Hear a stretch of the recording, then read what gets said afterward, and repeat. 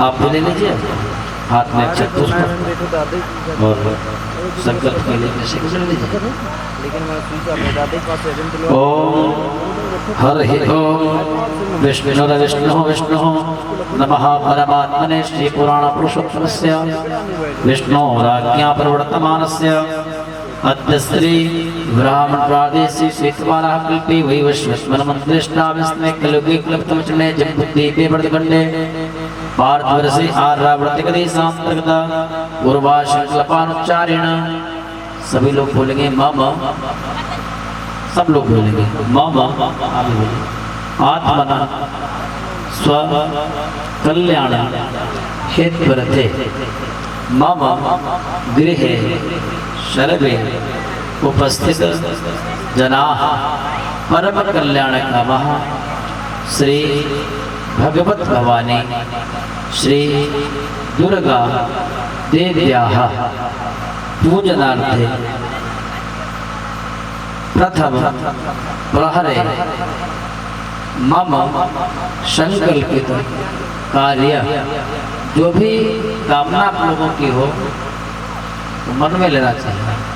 तो मन में आप अपने कामना लीजिए, बोले मम मनोवांछित फल प्राप्ति हेतुरथे श्री आदि शक्ति महाकाली महालक्ष्मी महासरस्वती चरण कमल भक्ति प्राप्ति हेतवे कथा श्रवण समय प्रतिज्ञा संकल्पम अहम वरिष्ठे। आप ऐसे ही मुट्ठी बंद रखेंगे, जब कथा हो जाएगी तो आकर के अपने भेंट माता जी को चढ़ाएंगे। बोल दुर्गा मैया की। पहले माता जी का ध्यान करेंगे सभी लोग, ध्यान करने के पश्चात कथा श्रवण करेंगे, क्योंकि कुछ ऐसा विधान है इस कथा के बिना जागरण अधूरा रहता है, पूरा नहीं होता। आइए हम सब मिलकर के भगवती का ध्यान करते हैं।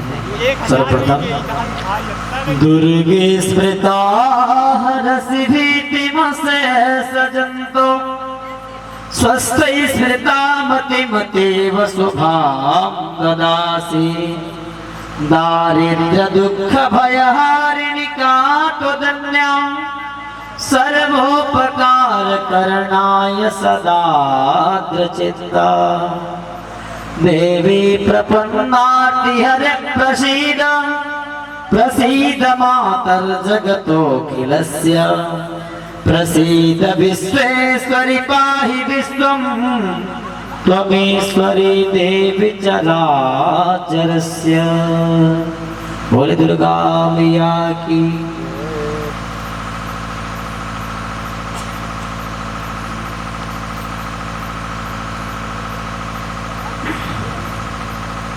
महाराज दक्ष के दो पुत्रियां थी, एक का नाम तारा और दूसरे का नाम रुक्मन था। दोनों बहनें मां भगवती के चरणों में अटूट भक्ति रखती थी तथा दोनों बहनें एकादशी का व्रत बड़ी श्रद्धा भाव से करती थी। एक बार की बात है कि छोटी बहन ने किसी कारणवश भूख से व्याकुल होकर के अनजाने में मांसाहार कर लिया। जब बड़ी बहन जानती है कि हमारी छोटी बहन ने आज एकादशी के दिन मांसाहार किया है, तो उन्होंने उसे श्राप दे दिया। बोले जा तो नीच है, तो जीवों से भी बदतर है, जा तो छिपकली जैसी है। तो छोटी बहन ने अपना श्राप सिरोधार्य किया और सिरोधार्य करके छिपकली की योनि में भ्रमण करते हुए समस्त जीवों की योनि में भ्रमण करते हुए छिपकली की योनि में आकर के अपने जीवन को कैसे निर्वाह करती है। एक बार पांडवों ने जो यज्ञ प्रारंभ किया तो यज्ञ में 33 करोड़ देवता यज्ञ में भाग लेने आए। उन्होंने दुर्वासा ऋषि को न देखकर पांडवों से पूछा कि ऋषि को क्यों नहीं बुलवाया। समस्त देवताओं ने कहा कि दुर्वासा ऋषि को क्यों नहीं बुलवाया।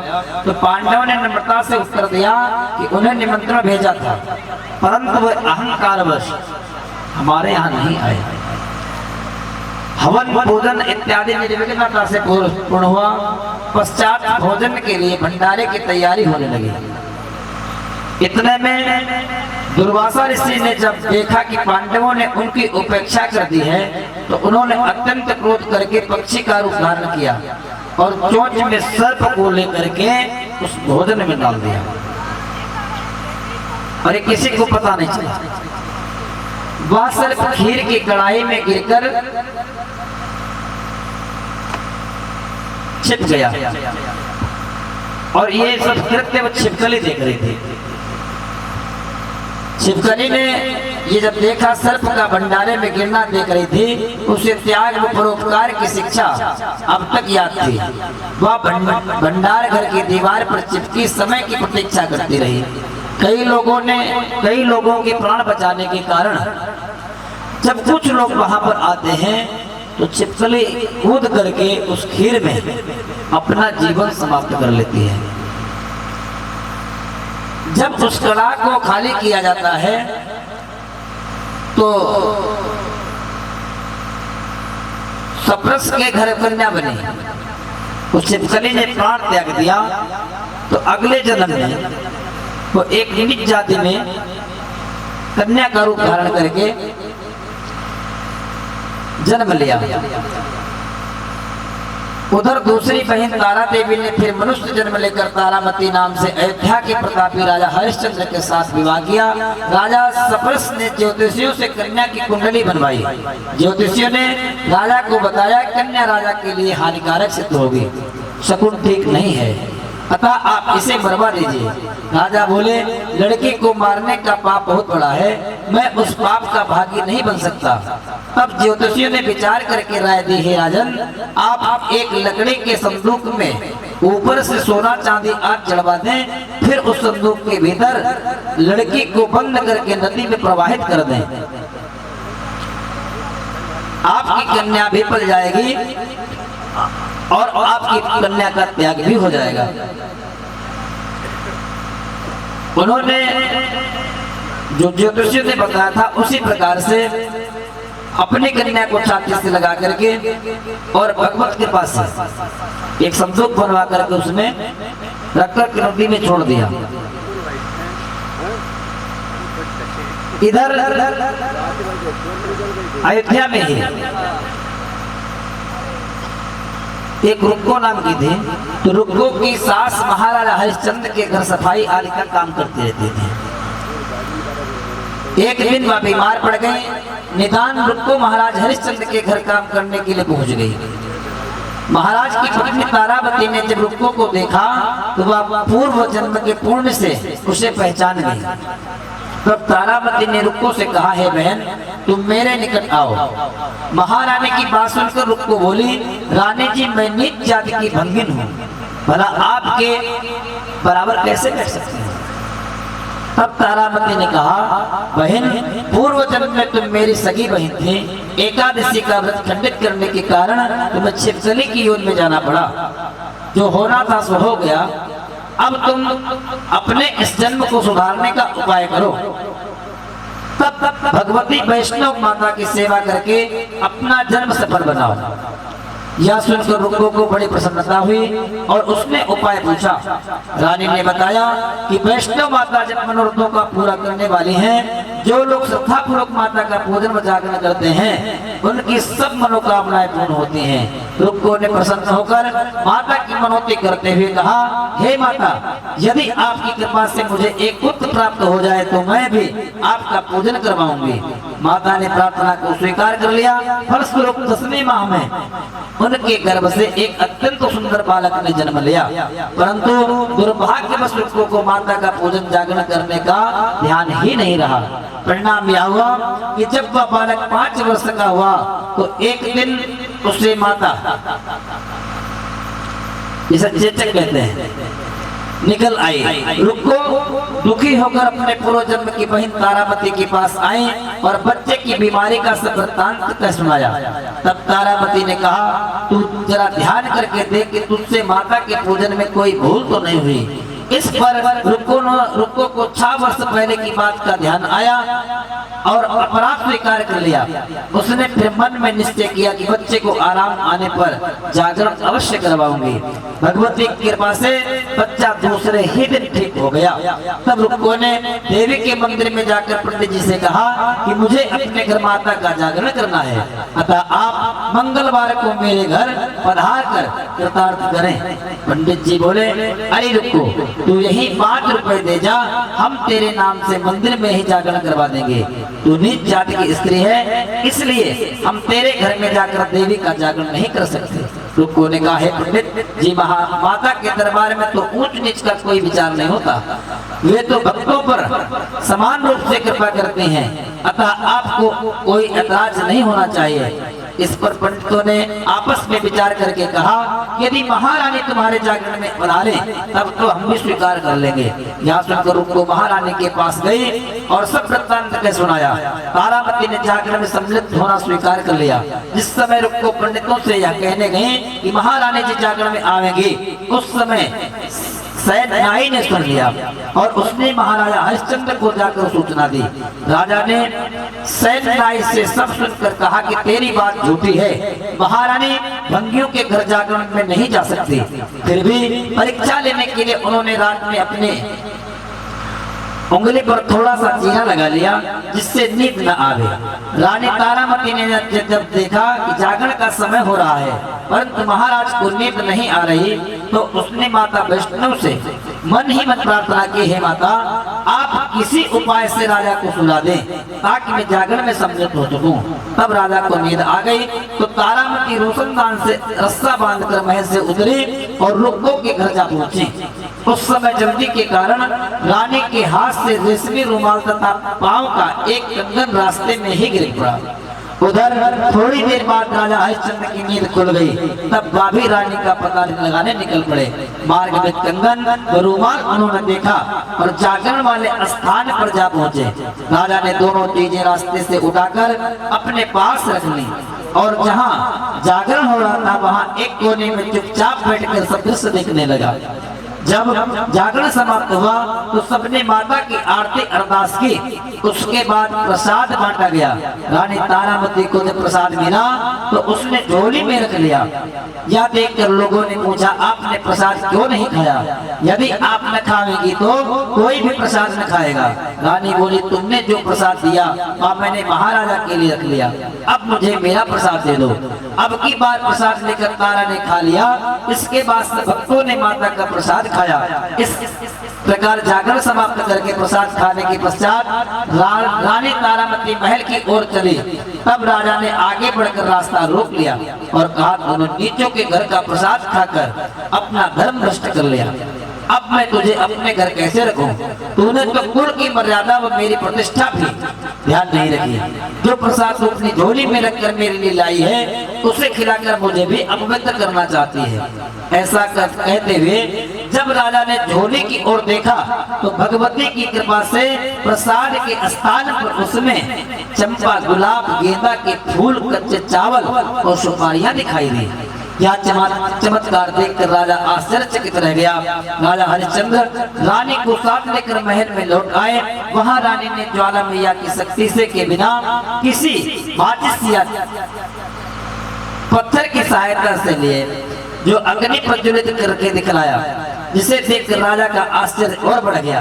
राजा ने मन में ही देवी के प्रति विश्वास तथा श्रद्धा जाग उठी। इसके बाद राजा ने रानी से कहा, मैं माता के प्रत्यक्ष दर्शन करना चाहता हूँ। रानी बोली, हे राजन, आप माँ के प्रत्यक्ष दर्शन पाने के लिए आपको बहुत बड़ा त्याग करना पड़ेगा। यदि आप अपने पुत्र रोहिताश्व की बलि दे सकें तो आपको दुर्गा देवी के प्रत्यक्ष दर्शन भी प्राप्त हो सकते हैं। राजा के मन में तो देवी के दर्शन की लगन हो गई थी। राजा ने पुत्र मोह त्याग कर रोहिताश्व का सिर देवी को अर्पण कर दिया। ऐसी सच्ची श्रद्धा एवं विश्वास से दुर्गा माता सिंह पर सवार होकर उसी समय वहां पर प्रकट हो गई। दुर्गा मैया की, ज्वाला मैया की। तो उसी समय राजा हरिश्चंद्र दर्शन करके कृतार्थ हुए। मरा हुआ पुत्र भी जीवित हो गया। यह चमत्कार देख राजा हरिश्चंद्र गदगद हो गए। उन्होंने विधि पूर्वक माता का पूजन करके अपराधों की क्षमा कर मांगी। इसके बाद सुखी रहने का आशीर्वाद देकर माता अंतर्ध्यान हो गई। दुर्गा मैया की जय हो। पश्चात राजा ने तारा रानी की भक्ति की प्रशंसा करते हुए कहा, हे तारा, मैं तुम्हारे आचरण से अति प्रसन्न हूँ। मेरे धन्य भाग जो तुम मुझे पत्नी रूप में प्राप्त हुई।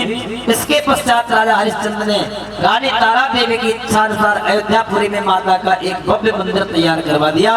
आयु पर्यंत सुख भोगने के पश्चात राजा हरिश्चंद्र तारा रानी के साथ रुक्मण भंग तीनों ही मनुष्य योनि से छूटकर देवलोक को प्राप्त हुए।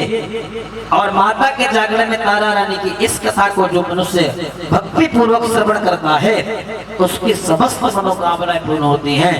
बोले जगत जननी जगदम्बा अम्बा की। इसी प्रकार से जब भारत में आतताइयों का प्रवेश हुआ, मुगलों का साम्राज्य था, उसी समय अकबर ने भी एक भक्त की परीक्षा ली। अकबर का शासन था। अकबर ने एक ध्यानु नाम का भक्त था, उसकी परीक्षा ली और ध्यानु से कहा, अगर तुम्हारी माता सच्ची है, अगर वास्तव में आप माँ के भक्त हैं, तो हम आपके घोड़े का सर काट रहे हैं।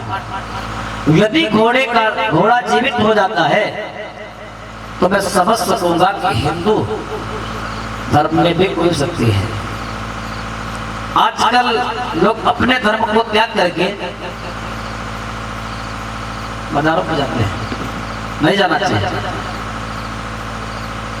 जो ताकत हमारे उसमें है उनमें नहीं है। जो जीवित होते भी नहीं कुछ कर पाया तो करके क्या करेगा। लोग संसार में जाने से डरते हैं। और आज हमारे ही समाज की अधिकाधिक महिलाएं स्मशान में ही बाजार में जाती हैं, नहीं जाना चाहिए। अगर श्रद्धा इनसे नहीं है, अगर भगवान शिव, भगवान विष्णु, जगत जननी जगदम्बा अम्बा आपका कुछ नहीं बना पाएंगे तो क्या बना लेगा। बिना इनकी कृपा से सेवा करके देखो। अकबर ने कहा कि तुम्हारे घोड़े का मैं सर काट रहा हूं। सर काट दिया। ध्यानु ने कहा कि देखिए मुझे एक माह का आप जो है समय दीजिए। और ध्यानु भक्त पैदल चल दिया। पैदल चलते चलते माँ ज्वाला देवी के दर्शन करता है और दर्शन करने के पश्चात माँ से प्रार्थना करता है कि देवी प्रपन्ना तिहरे प्रसीद प्रसीद मातर जगतो खिलस्य प्रसीद विश्वेश्वरि पाहि विश्वम् त्वमीश्वरी देवी चराचरस्य। ये चराचर की माता आप अधिष्ठात्री हैं। यदि आज मुगलों के साम्राज्य में मेरा कुछ भी हुआ तो आप जिम्मेदार हैं। तो भक्ति करके देखो। भाई जो विद्यालय में पढ़ेगा उसी की परीक्षा होगी, और जो विद्यालय जाएगा नहीं उसकी परीक्षा क्या होगी। तो पहले तो परीक्षार्थी बने और परीक्षक बन के माँ खुद आएंगे, और परीक्षा ऐसी लेती है व्यक्ति दिखने लगता है, और तब भी अगर लगन लगी रहती है तो कोई व्यक्ति साधारण रूप से कुछ नहीं देता है, चाहे देवता हो या मनुष्य हो। यदि किसी व्यक्ति के पास से कुछ लेने जाना है उसकी बड़ाई करनी पड़ती है, उसकी सेवा करनी पड़ती है, तभी कुछ देगा वो। तो उसी प्रकार से देवताओं की भी स्तुति करनी पड़ती है, उनसे मांगना पड़ता है, तभी देते हैं। माँ से प्रार्थना करता है कि दुर्गे स्मृता हर्ष भेतिम से सजंतो स्वस्थ स्मृता मति मति वसुभाम ददासी दारिद्र्य दुख भयहारिणिका त्वदन्या सर्वोपकार करणाय सदात्र चित्ता। ऐसे प्रार्थना करता है तो इधर जो घोड़े का सर काटा था अकबर ने वो अपरूप जुड़ गया, घोड़ा खड़ा हो गया। अब उसके दरबारी दरबान देख करके भयभीत होकर के दौड़ करके अकबर के पास आते हैं, कहते हैं महाराज वो तो घोड़ा जीवित हो गया। अब अकबर ने अपने सैनिक को लगा दिया कि देखो वो भक्त है कहाँ। तो अकबर के जो चुनिंदा सैनिक थे वो जाकर के वैष्णव माँ के वहां पहुंच गए। सब ज्वाला मैया के वहां पहुंचे तो देखते हैं एक जमीन से धरती से न कोई कुछ है, वहां पर एक लोक प्रकट हुई है, उजाला हो रहा, प्रकाश हो रहा है। तो आकर के बताते हैं कि महाराज वहां पर तो एक पृथ्वी से एक ज्वाला निकल रही है, अद्भुत ज्वाला निकल रही है, और ध्यानो भक्त वही पड़ा है। और आपका अगर आदेश हो तो उसको मैं ढकवा दूं, क्योंकि ढकवाएंगे अगर नहीं तो भारत में भारतीयता जीवित रहेगी, भारत में हिंदुओं की आत्मीयता जीवित रहेगी। तो अकबर ने आदेश दे दिया कि इसे बंद कर दो। तो बड़े बड़े लोहे के तवा ले गए, ढक दिया, लेकिन तवा भी वहां पर काम नहीं आया, फोड़ करके ज्वाला निकल पड़ती है। तब अकबर के सिपाही पुनः वापस आते हैं कि बोलते हैं कि मां राजन वहां पर तो ज्वाला रुकते नहीं है, हमारे रुके नहीं रुकते। तब अकबर सोचता है कि हम भी चल करके देखें। तो अपने दरबार में वो भी ब्राह्मणों को रखता था, ब्राह्मणों को अकबर भी रखता था। तो ब्राह्मणों को बुला करके पूछा कि अब मुझे क्या करना चाहिए। तो कुछ ब्राह्मण चाटुकार आज भी हैं, ऐसा नहीं है, मतलब भी थे। उन्होंने कहा ऐसा करो, 1.25 मन सोने का छत्र बनवा लो, नंगे पैर चल करके वहां पर आप चढ़ाओ, चल करके माता मान जाएंगे। देखिए जो श्रद्धा विश्वास रूपिणों, श्रद्धा और विश्वास जिसके पास है वह उसी को समझती है। आप 1.25 मन नहीं, 1.25 कुंटल का चढ़ा दो नहीं। अकबर नंगे पैर जाकर के छत्र तो ले जाता है, लेकिन मानसिकता उसकी अच्छी नहीं है, और जिस व्यक्ति की मानसिकता नहीं अच्छी है उसको फल कभी प्राप्त नहीं हो सकता है, कुछ भी कर डाले। सबसे पहले तो मन सुंदर करना चाहिए। अन्य लोगों ये तो मलेक्ष होते ही हैं, इनका तो मन नहीं सुंदर हो सकता कभी, और फिर अपने प्रति कभी नहीं हो सकता है। हिंदू धर्म के प्रति कभी इनकी निष्ठा हो ही नहीं सकती है। तो अकबर पहुंचता है माता के दरबार में और छत्र चढ़ाता है, तो छत्र वहां पर टूट के गिर जाता है, और टूट करके गिरने पर वो एक ऐसी धातु में परिवर्तित हो जाता है कि न सोना रह गया, न चांदी है, न पत्थर है, न लोहा है, एक ऐसी धातु बन करके टूट गया। आज भी ज्वाला मैया में एक किनारे पर रखा है, जो गया होगा दर्शन किया होगा उसका। अब अकबर के होश उड़ गए, माँ की प्रार्थना करता है चरणों में पड़ता है। लेकिन उसी समय से अकबर का विनाश प्रारंभ हो गया। अकबर का विनाश हुआ, दूसरे राजा का प्रादुर्भाव हुआ, ऐसी मान्यता है। आकर के मां का जागरण करता है, सब कुछ करता है, लेकिन फिर भी उसे मां ने माफ नहीं किया। एक कुपुत्रो जा एतत् क्वचित् कुमाता न भवति।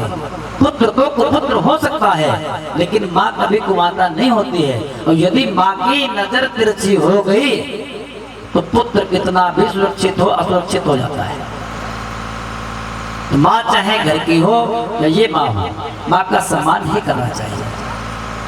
बोले दुर्गा मैया की, बोले काली मैया की। इस प्रकार से ध्यानु भक्त के साथ साथ में एक राजा चंद्रदेव हुए, और चंद्रदेव राजा जम्मू कश्मीर के ही राजा थे। उनकी राजधानी जम्मू हुआ करते थे। एक बार राजा चंद्रदेव रानी सहित गंगा स्नान के लिए हरिद्वार गए।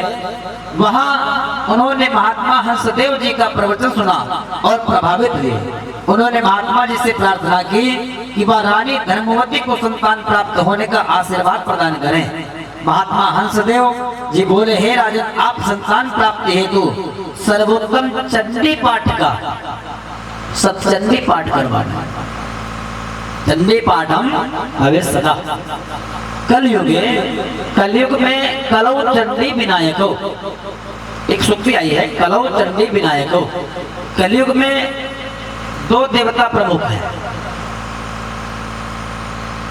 एक तो गणेश भगवान और दूसरी मां भवानी।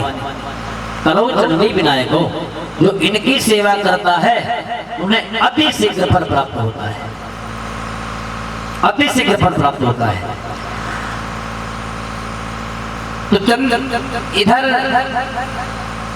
राजा हंसदेव, राजा चंद्रदेव ने हंस राज से प्रार्थना की कि हमारे यहाँ आप चल करके चंडी पाठ करवावें। इधर चंडी पाठ करवाता है। फलस्वरूप भगवती की कृपा से उन्हें परम रूपवती कन्या प्राप्त हुई, जिसका नाम उन्होंने चंद्रभागा रखा। कुछ समय बीतने पर एक अत्यंत तेजस्वी सुंदर पुत्र ने भी रानी की कोख से जन्म लिया। राजा रानी धन्य हो गए। राजकुमारी के युवा हो जाने पर उसका विवाह महेशपुर के राजा राजकुमार शांता कुमार के साथ किया। विवाह में यथाशक्ति दहेज आदि देकर कन्या को विदा किया गया, जिसके कुछ वर्ष उपरांत राजकुमार चंद्रशील के विवाह पर राजा ने महात्मा हंसदेव को जम्मू पधारने तथा युवराज को आशीर्वाद देने का बहुत आग्रह किया। राजा की प्रार्थना स्वीकार करके सतगुरु हंसदेव जम्मू पधारे। विवाह में भाग लेने के लिए राजकुमारी चंद्रभागा था, उसके पति शांता कुमार भी आए। महात्मा हंसदेव जी की दृष्टि जब राजकुमारी के मस्तक पर पड़ी तो उन्होंने योग बल से उसका भविष्य जान लिया। राजा चंद्रदेव को एकांत में उन्होंने बता दिया कि लड़की आज के 7वें दिन ही विधवा हो जाएगी। यदि किसी के पिता से ऐसा बता दिया जाए तो पिता पिताजी मर जाता है। तो राजा चंद्रदेव को जब ऐसी बात मालूम हुई तो महात्मा जी के वचनों को सुनकर राजा इंद्रानी दोनों ने उनके चरण पकड़ लिए और सुरक्षा का उपाय पूछने लगे। याद ऐसा अगर कोई मर जाए तो मर्ज की दवा भी होती है। अगर ऐसी स्थिति आप जान सकते हैं तो इसका बचने का कोई उपाय भी होगा। तो जब आपसे मेरी, राजा बोले, जब मेरी आपसे पहले हरिद्वार में भेंट हुई थी उस समय मैंने आपको त्रिकूट पर्वत वासिनी वैष्णव देवी के विषय में बताया था। वह देवी सब संकटों से छुटकारा दिलाने वाली है। यदि आपकी पुत्री उनकी आराधना करे तो कष्ट निवारण होगा। यह सुनकर राजकुमारी चंद्रभागा ने देवी की आराधना करनी प्रारंभ की। हंस जी के वचनानुसार 7वें दिन राजकुमार शांता कुमार की दुर्घटना से मृत्यु हो गई। शोक समाचार चारों ओर फैल गया। यह सुनकर राजकुमारी चंद्रभागा मूर्छित होकर गिर गई। मूर्छा दूर होने पर अत्यंत विलाप करते हुए प्रतिज्ञा की माता वैष्णो देवी, जब तक मेरे पति को पुनः जीवित न कर दें मैं अन्न जल ग्रहण न करूंगी। भूखी प्यासी रहकर अपने प्राण त्याग दूंगी। 9 दिन तथा 9 रात्रियों तक चंद्रभागा निरंतर वैष्णो माता की आराधना में निराहार रहकर माँ की आराधना करने लगी। उसी समय से नवरात्र प्रारंभ हुआ। नवरात्र जो है उसी समय नवरात्र हुए। देखिए नवरात्र भी 4 है, 2 गुप्त हैं और 2 प्रत्यक्ष हैं। शारदीय और वासंतिक, एक चैत्र में पढ़ते एक कुमार में चल रही है। ये तो सामाजिक रूप से सबको मालूम आता है, लेकिन 2 नवरात्र जो होती हैं वो गुप्त है। एक माघ मास में पड़ती है, एक इधर आषाढ़ मास में। इनमें व्यक्ति ज्यादातर लोग जो है तांत्रिक व्यक्ति जो होता है वो आराधना करते हैं, और इन 2 में समस्त जगत के जितने जीव हैं सब माँ की आराधना करते हैं। तो 9 दिन तथा 9 रात्रियों तक चंद्रभागा निरंतर वैष्णो माता की आराधना करने लगी। निराहार रह करके माँ की तपस्या करने लगी। 10वें दिन माँ प्रसन्न होकर के उसके प्रति जो मृत हो चुका था उसको जीवित किया, और जीवित करने के बाद में चंद्रभागा को वरदान दिया कि सौभाग्यवती भव, आप हमेशा सौभाग्यवती रहें। ऐसा वरदान देकर के माँ ने चंद्रभागा को वहां से विदा किया और तो अंतर्ध्यान हो गई। बोले दुर्गा मैया की। तो आज के समय में जो भी व्यक्ति माँ की आराधना करता है, मन से करता है, देखिए ये नहीं है कि व्यक्ति व्रत ही रहे। जब भी नवरात्र आवे ये नहीं है, लिखा नहीं है कि आप भूख मर जाओ, नहीं। निराहारो यथाहारो तन मनस्को समाहितो, दुर्गा सप्तशती में आया है, मेरे में ध्यान है।